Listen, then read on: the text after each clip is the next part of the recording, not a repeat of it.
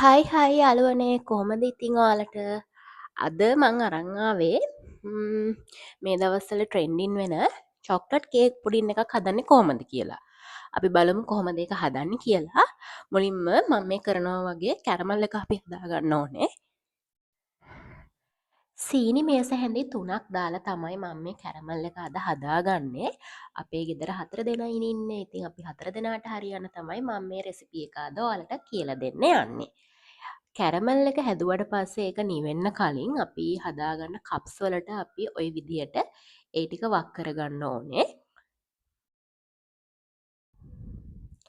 ඊට පස්සේ අපිට තියෙන්නේ අපේ පුඩින් මිශ්‍රණය හදන්නේ කොහොමද කියලා බලන්න. පුඩින් මිශ්‍රණය හදන්න අපිට ඕන වෙනවා බිත්තරයක්, ඒ වගේම ටින් කිරි. මම මේ විදිහකට මිල්ක් මේඩ් තමයි ගත්තේ. ඊට පස්සේ ෆ්‍රෙෂ් මිල්ක් හරි කිරිපිටි හරි ගන්න පුළුවන්. මම මෙතනදී නම් කිරිපිටි තමයි ගත්තේ. කිරිපිටි මේස හැන්දි 3ක් 4ක් වගේ තමයි දාන්නේ. මම වැඩිය දාන්නේ නැහැ කිරිපිටි.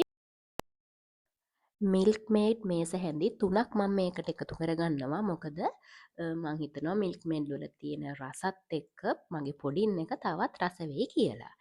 මිල්ක් මේඩ් ටික එකතු කරගත්තට පස්සේ අපි මේකට එකතු කරගන්නවා වැනිලා ස්වල්පයක්.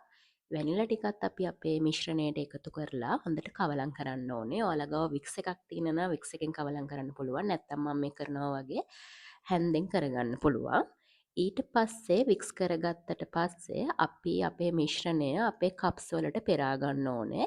බිත්තර කෑලි එහෙම තියෙනවා නම් ඒවා අයින් වෙන විදිහට තමයි කප් එකට අපි සම්පූර්ණයෙන් කප් එක පුරවන්නේ නැහැ. මොකද අපේ චොක්ලට් කේක් ලේයර් එකක් දාන්න තියෙන හින්දා පොඩි ප්‍රමාණයක් තමයි අපේ කප්ස් වලට අපි ওই විදිහට එකතු කරගන්නේ. ෆ්‍රී හිට් කරගත්ත අවන් එකට අපේ මිශ්‍රණය දැන් දාගන්න ඕනේ. උණු වතුර දාපු ට්‍රේ එකට තමයි මම මේ මිශ්‍රණය දාලා තියෙන්නේ. විනාඩි 10ක් සෙල්සියස් අංශක 175 උෂ්ණත්වයට අපි මේක බේක් කරගන්නවා. ඒක බේක් කරගන්න අතරතුර අපි අපේ චොක්ලට් කේක් මිශ්‍රණය හදාගමු. ඒකට ඕන වෙනවා කාමර උෂ්ණත්වයේ තිබ්බ බිත්තරයක්, බටර්, සීනි, කේක් පිටි, තවත් රස වැඩි වෙන්න මම මේකට නිව්ටෙලා ටිකකුත් එකතු කරනවා. ඒක අවශ්‍යම නැහැ. ඒක ඔයාලගේ රසය අනුව තමයි. ඊට පස්සේ චොක්ලට් පවුඩර්. ඊට පස්සේ අපි භාජනයක් අරගෙන ඒකට ඩ්‍රයි ඉන්ග්‍රීඩියන්ට්ස් ටික ඔක්කොම එකතු කරගන්නවා. මුලින්ම මම මේකට පිටි ටික එකතු කරගන්නවා. පිටි ටික එකතු කරගත්තට පස්සේ සීනි ටික එකතු කරගන්නවා.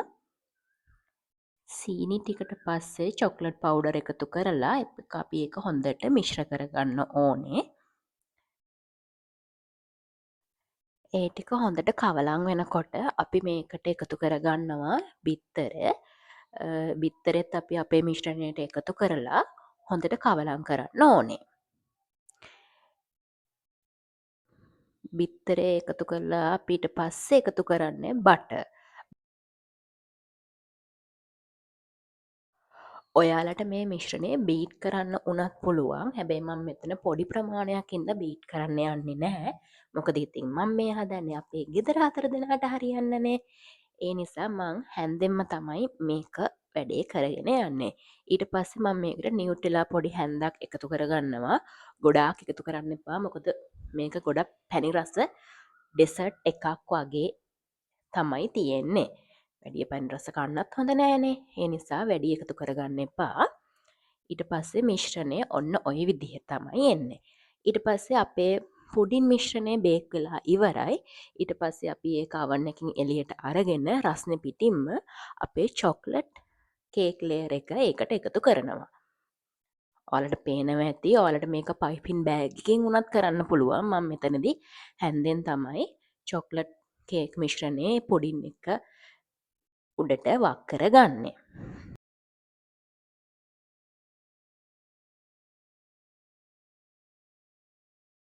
පුඩින් මිශ්‍රණය උඩට අපේ චොක්ලට් කේක් ලේයර් එක දැම්මට පස්සේ අපි මේක ආයෙමත් බේක් කරගන්න ඕනේ. සෙල්සියස් අංශක 180 විනාඩි 30ක් බේක් කරලා නිවෙන්න දෙන්න ඕනේ හොඳට. අපි බලමු කොහොමද අපේ චොක්ලට් කේක් පුඩින් එක නිවුනට පස්සේ බලාගන්න පුළුවන් වෙන්නේ කියලා. නිවුනට පස්සේ මෙන්න මේ විදිහට තමයි අපේ චොක්ලට් කේක් පුඩින් එක එන්නේ. බලන්නකෝ එක කොච්චර ලස්සනද කියලා. පුඩින් ලෙයර් එකයි චොක්ලට් කේක් ලෙයර් එකයි පැහැදිලිව පේනවා ඔයාලට නේද? ඔයාලත් හදලා බලන්න.